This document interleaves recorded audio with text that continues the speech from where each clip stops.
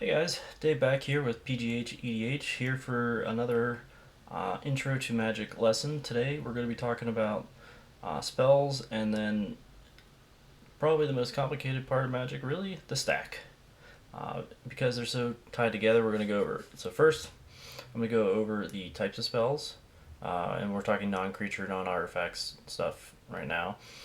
And then we're also going to get into more categories of spells that people use when they're ramp building. So this will be probably my first real uh, delve into a little bit of commander uh, information here for you instead of just magic in general. So this time it's going to be a little bit more. So I've got my trusty playmat back out, and today I'm using stuff from my actual way out of date, needs to be updated based on my architect build. Uh, Iroh deck. So I run Iroh Grand Lotus. So the three major types of spells that aren't creatures or artifacts, and we haven't even gotten into planeswalkers, that'll be way down the road, are sorceries, instants, and enchantments. And we kind of hinted this a little bit in the first lesson. So an enchantment is a spell that goes out and stays out on the field. In this case, it's Thousand Year Storm. So it goes out, I cast it, it stays on the field. It doesn't, go anywhere. And sorry for looking at the camera, just making sure it's in the frame. And then you have a sorcery, like in this case, the ever popular Blasphemous Act, which you can only cast during your main phases, unless you have something else that attributes that ability. So, sorceries can cast in your turn. An instant, like Lumos Sacrifice or Combustion Technique, you can cast at any time.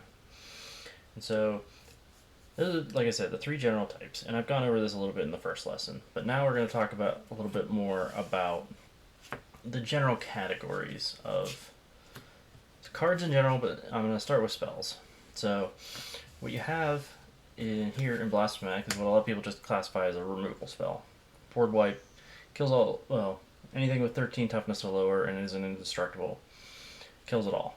So that's a removal, but this combustion technique is also removal, and it is single target, so I can eliminate one thing with this. Now, Lumos Sacrifice is a counter spell, and when we get to the stack, you'll understand those a little better. It is considered either protection, because you can use it to help protect your board or your creatures, or removal to stop, because you can use it to stop something else. In this case, since it can't do a creature spell, it's more protection than removal. But a more general counter spell, I pulled it out, maybe it fell off the table, is counter spell in general, because it can stop anything, so you can stop an opposing creature. So that's your protection spells. And then you have ramp spells, like Cycle Renewal. This helps you get more lands out, gets you more mana faster. Ramp spells can also be creatures. When you look at Torgal here, he's a creature, but he can also tap and add mana for you, so then now he can help cast you spells faster, get your big things out faster, could get Iroh out faster. But ramp isn't always just generating mana. Sometimes it can be giving you a discount, like this Goblin Electromancer. He reduces all my instant and sorcery spells by 1. So, in a way, it's giving you extra mana, but not directly. But it's still kind of classified as a ramp. So you get your removal, your protection, your ramp, and then this Origin of Metal Bending. Also a protection spell because it makes your guy indestructible, but it also doubles as removal because you can get rid of an artifact or a pesky or a dangerous enchantment like the Thousand Year Storm. So it's a nice multi-purpose protection / removal spell.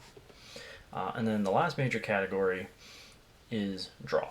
Cards like Waterbending Lesson to help you draw extra cards to get to the cards you want, to get you land if you need it, just find you options to continue your plan for how your deck wins the game. Other cards like that that I have in my deck are the Unagi of Kyoshi Island, because it has flash, I can drop it out and then usually get an extra 2 cards right away. So those are your 4 major types. I mean, creatures in general are kind of another one. But then you're looking at like your win conditions, and we'll go over win conditions in another lesson. So these are your four major types of support cards. I mean, you have your combo. If you're building a combo deck, or if you're building a big creature deck, then your creatures are your fifth type, and then or your combo pieces are, and then these are the things to help you get to those ways. But now, let's talk about the stack. Probably one of the most complicated and misunderstood parts of the game. And the general rule for the stack is last in, first out. And it almost sound, and you can almost imagine it the way it sounds, like you're stacking the cards that are cast. So, let's say I have Iroh out, and then my opponent tries to remove him with Combustion Technique. So, if I have these two in my hand, I have two options. But generally the polite way to say, to let somebody know is, alright, so let's say I'm at a 4-person table. The person directly across from me, and I have 2 to my right, has cast this spell. He would then pass priority, which means he's done with his actions for right now. It would then go to the person to my right, his left, and then he would pass, and then the next person would pass, and then it comes to me. So then I have a chance to do something. And so with the other 2 people, if they wanted to. In a lot of cases, if you're targeting just one piece, the other 2 people probably aren't going to get involved. But I can now go, alright, I see it coming. I go, in response, I'll cast Lumos Sacrifice, pay the extra 2, and I counter that non-creature spell. So now it goes on the stack here. And so anything that's on the stack can be targeted. It's not like it hasn't happened yet, it's just on there waiting to happen. So you can target things that are being placed onto the stack. So that's a small 2-part stack here. Now I don't think I grabbed another lesson here. So let's actually, so that's a 2-part stack. Let's say I have a good board out, and now during my opponent's turn, they cast Blasphemous Act. Alright? They pass priority, it comes around to me. I now get a chance to try to protect my board and protect Iroh here. So, again, I have those same 2 cards, and let's just say Torgal's out here. I tap 2 lands, and I go, in response, I'm going to cast Origin of Metal Bending, targeting Iroh, putting the counter on him, and making him indestructible until end of turn. So now Blasphemous Act wouldn't kill it. But then I pass priority, so this is right now on the stack. I pass priority. So my opponent could then respond and go, in response, I'm going to target Iroh with Combustion Technique. So this Combustion Technique, because it is higher on the stack, it would kill Iroh before the Origin of Metal Bending would resolve, so he would not get the indestructible in time to save him. But then he would pass priority back around to me, and then I could say, in response, I could then tap, because a tap ability, unless it says use only as a sorcery, I could tap Torgal for 1 blue mana, cast Lumos Sacrifice, and sacrifice Torgal as the cost to pay for the 1 blue he just generated, and now targeting the Combustion Technique. And so this Lumos resolves first, cancels the Combustion Technique, so it is gone. Now the Origin of Metal Bending goes off. Iroh gets the counter and becomes indestructible. Now the Blasphemous Act goes off, and everything else on the board takes 13 damage. But Iroh lives because he's now indestructible. And so that is the general idea behind a stack. It's a sequence of things that go in order. From there, and then, so to give you an idea, say my opponent was attacking me with their Unagi of the Kyoshant, and I have a Ba Sing Se out here. It says I can only use its Earthbending ability as a sorcery, so I can't, in response, Earthbend to create a blocker, because it's sorcery, so I can't do that in response. Now, I could try to Earthbend, and then my opponent could do something in response to, because in this case, Lumos Sacrifice, um, activated abilities, they could actually Lumos Sacrifice and cancel my Ba Sing Se activation. So, because this is instant speed and Ba Sing Se is not, I would then have to respond with something else. Now what I could do, even though, since I know that it's going to fail, I could, since this is an instant cycle renewal, sacrifice the Ba Sing Se and just go get 2 lands. Might not be the best thing, but it'd be something to do rather than have my Earthbend be cancelled.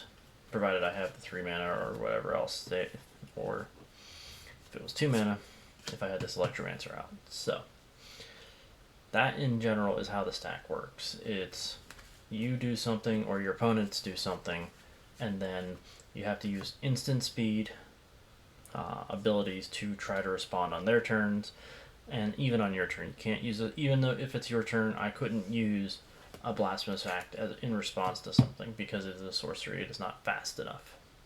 Now, older cards, and I don't remember, I want to say it was like maybe 5th or 6th edition, maybe even later, they used to have a term called Interrupt, which were the fastest cards, and that's what a counter spell like Lumos Sacrifice would have been labeled as. But nowadays, if you see an older card that says Interrupt, it is just an instant speed. They decided it was a little too confusing, but interrupts used to be able to go faster and stop instants before they happened, whereas another instant, but it got too confusing, and so they just made all counter spells instant speed to just go onto the stack. There is something called Split Second that kind of gets things a little more confusing, but we can talk about that at a later time. So, spells in the stack again. We have our types of spells. We have instant, enchantments, sorceries, and then when it comes to this, categories of your support cards, outside of your win condition, you have ramp here. Even Torgold's ramp. You've got protection or removal, which can list double. You've got protection. You've got card draw. Here. So you've got those 3 categories, and then you've got your removal. So, in general, and when we get to the deck building, which will be probably coming up soon, because this is probably the last general lesson. Next lesson will be about finding the deck that's right for you. I hope this was helpful on understanding how interaction goes back and forth in a game of Commander, and personally, it's one of my favorite things. It's that tension it almost builds when you try to do something big, and then all of a sudden you hear your opponent say, "In response," you're back on your back, the heel, and you gotta figure out how to respond to yourself. Again, things that can do here, like the Ba Sing Se cannot Earthbend as a response because it's the sorcery speed, but if I needed mana from this Bender's Waterskin, I could tap it in response to get it to then cast this. So, I hope that's helpful. I hope you've enjoyed it. If you do, like and subscribe. Leave a comment if you have any questions, or if I mess something up. I'm trying to keep this as general as possible for somebody who's really new to the game. But I hope you enjoyed it. And next time, we'll see you on choosing your deck and go over a little bit of like win conditions for Commander decks, typical ones, not super specific, but just archetypes. But see you next time. I'm Dave. This has been PGH EDH.